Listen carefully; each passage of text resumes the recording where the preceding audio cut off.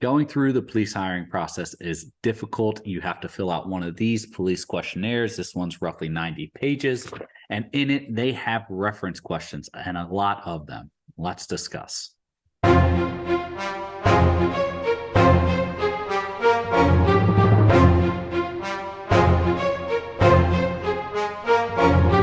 Before we dive in, if you're looking to get into law enforcement and you need to know how the process is going to go, jump on and take our free workshop, Getting Started as a Police Officer. It's going to walk you through the whole hiring process from beginning to end, give you that heads up and that jump start that most people don't have when they go into it. Also, if you have something more specific, something where it pertains directly to you, sign up for one of our coaching calls. Both gifts are down in the description below. You jump on that coaching call with me. We'll discuss the specifics of you and your hiring process, and we'll get you started off on the right foot. Let's jump in. Okay, picking the right reference for your police questionnaire, your police hiring process. And this could be somewhere between 5 to 15 references going back 20 years potentially. Now, usually it's not that far back, but I have seen a few go that way, and it gets daunting. Anywhere from 40 to 90 pages of history questionnaire. By the time you get to references, you just want to put down the first person you think of, and that is the wrong answer. References make or break your hiring process. Each step of the process actually makes or break your hiring process, and a reference is just another step in that line. So if you're picking a reference, you need to pick someone that is reliable, someone that you can trust, someone that's going to be honest but not say anything that will hinder your ability to become a police officer. A couple things is, a lot of times I'll see individuals pick someone who feels, hey, if I say 10 good things about somebody and one not so good thing, they'll think I'm a trustworthy reference. Well, the problem is your background investigator is going to harp on that one bad thing or one not so good thing that the individual said about you. Oh yeah, so-and-so's a great individual. They'll make a great cop. Always hard to wake up in the morning, but reliable and gets the job done. Well, now your background investigator is thinking, well, is he going to make it to shift on time? Because shifts usually start pretty early and run pretty late. Or what if this individual's on night shift? Are they even going to wake up in time to go to their shift? Now, I'm being a little dramatic here, but that's the type of things that you're really concerned about. Really, you're looking for someone to just say, hey, this individual is a good candidate to become a police officer. I respect them. They're always there when you need them. They have a good, strong moral compass, and they always do what's right. That's the best thing you can hope for from a reference. Now, I'm not telling you to coach all your references so that they say the exact same thing. A background investigator will pick up on that, but definitely picking the right references that know how to handle this. I recently was talking with a coaching client of ours, and they said, hey, they asked for 10 references. 8 of my references are cops. Great. The main reason that's great is because references and need to answer promptly. Cops know this. Cops know this because they went through the hiring process, and they know how stressful it is to wait on a reference that maybe missed the email or skipped the phone call because they didn't recognize the number, or they saw the email and forgot about it and didn't respond. Next thing you know, their background investigators calling them saying, hey, reference number 3 you provided me, I can't get in contact with them. So either provide me a new reference or get in touch with this individual and get the stuff back to me. Otherwise, I'm going to have to remove you from the hiring process. These are the things you don't want to run into. Once again, a lot of different departments need officers right now. So they may be a little bit more lenient right now, but that doesn't mean it's always going to be the case. And even still, just because they might be more lenient right now, doesn't mean that you don't have good qualified applicants in front of you that are doing the right thing and have their references responding promptly and getting everything done. They might be lenient with you, but what happens is they fill up an academy class, and then what do they tell you is they say, hey, unfortunately at this time, we have no more slots available. You're welcome to apply during the next hiring cycle.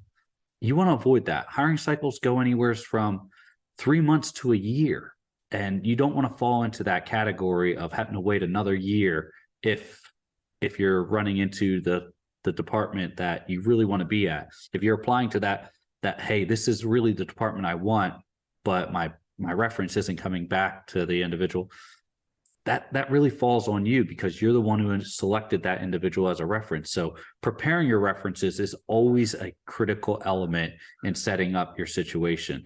Let your references know, hey, I'm applying to these police departments. If you see any emails from these hiring officials or these background investigators, please respond immediately. I mean, immediately within that day. They need to respond within that day. I'm not saying they have to respond within that hour, but within that day, when they're done work or done whatever, they need to respond, and they need to get back and fill out the questionnaire that's been provided and move forward from there. Because a lot of times it's just, does this person do X, Y, Z? And you say, yes, they're reliable, right? Is this person reliable? Yes.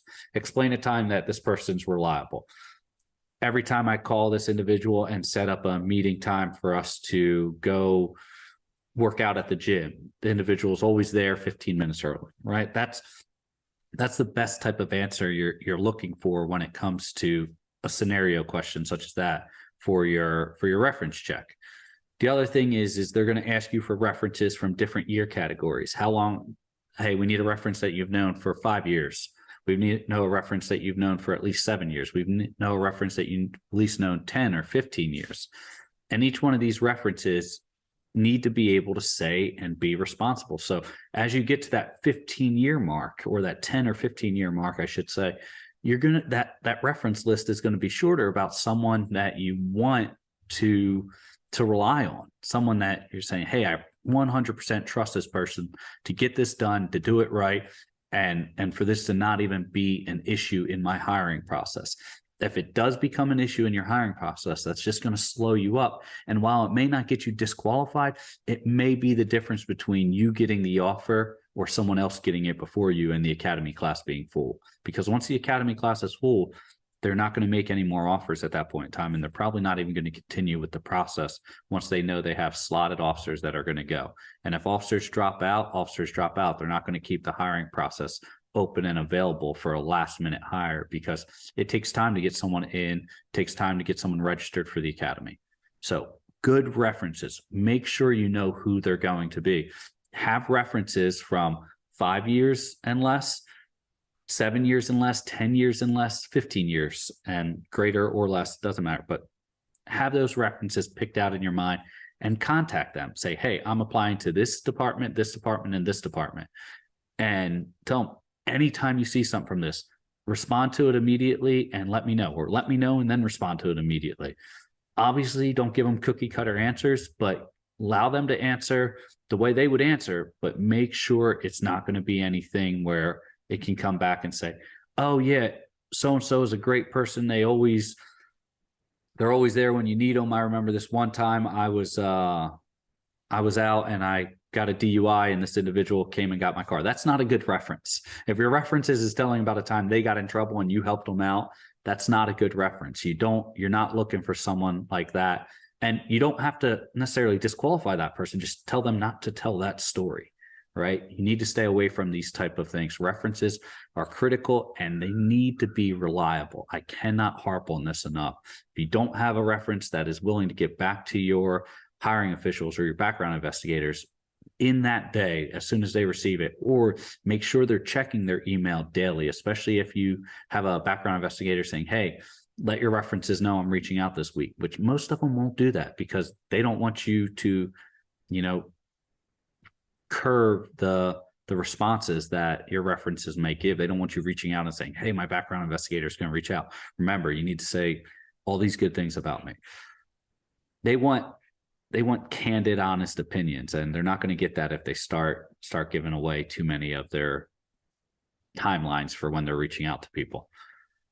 Next thing with your reference is, if you have a reference that you know is a family member, you may want to consider not using them. You're going to have to put down family members on your application, or not your application, your questionnaire, excuse me. You're going to have to put relatives on your police questionnaire. They don't count as a reference. You're going to need to have the work references, your work associates, and usually your supervisor. By the way, if you have a bad relationship with a past employer or a past supervisor or even a current supervisor, don't put them down as a reference. Even if it asks for your supervisor, put down HR's number and put down someone in HR. I've said this before. I'm going to say this again. HR usually only says a couple things about you. They say, yes, this individual works here currently, or the individual worked here from point A till present, or the individual worked here from point A till point B. And that's all I'm allowed to disclose about the individual. HR are bound by policies and laws, and they're not trying to slander anyone because they don't want to get their company in trouble. So they only give limited required information, and that way they're not saying anything bad about you. I mean, they're not saying anything great about you, but they're not saying anything bad, and they're just reaffirming the information you've already provided to the background investigator. So if you have any contentions with any supervisors, past or present, don't put them down as your reference. Put down someone in the HR for that company. Now, if HR does something, then there's not anything you can do about it with regards to what they tell the background investigator. You can follow up with actions if you need to, and whatever legal actions you have to with that company. But that's not what this is about. This is about picking the right reference. So that's for work. Personal references, we beat that up pretty good, but make sure you're picking up your personal reference that is reliable and is waiting for those emails to come. And it might be a phone call. Usually it's emails these days, but it might be a phone call. Make sure they're ready for that. Make sure they're not screening their phone calls, or if they do screen their phone calls, they immediately check their voicemails and say, hey, this person called. And then they call back and say, hey, Sergeant so-and-so, I apologize, I missed your call. I was on the other line, or I didn't recognize the number. My apologies. How can I help you? That's your personal, references. Your family references, you're kind of stuck with that one. If you have any contention with your family, just ask them to just be as nice as possible, but you can't control what people say in regards to that. So big thing here is work references and personal references. Personal references, stay away from family members. Work references, save them for work references. If you have a buddy at work that is not a supervisor, is not put down as a work reference already, or you have a couple friends at work, use them in your personal references if they meet the time limit criteria. These are things, like I said, little simple things like this make your whole hiring process so much smoother and easier, because now you don't have a background investigator emailing you saying, hey, I can't get in contact with your reference, or I can't get in contact with so-and-so, or so-and-so had some choice words to say about you. Let's sit down and talk about this. I want to hear your side of this. And then next thing you know, you're over here thinking like, oh man, what is going on? This was supposed to be an easy part of the background process. But you run into these little hiccups because who you put down on your questionnaire as your references. Big ticket items here. Make sure you're knocking out each step properly, and make sure that you're picking references that have the best thing to say about you. All right. As I said, down below is that workshop, free workshop, my gift to you, getting started as a law enforcement officer. It's going to walk you through everything you need to in the hiring process. Or if it's more specific and maybe you're in the process, or you want to get started in the process and you want to talk about your specific situation, I'm here for you. Sign up for a free coaching call. That link's down below as well. As always, stay safe, and we'll see you next time.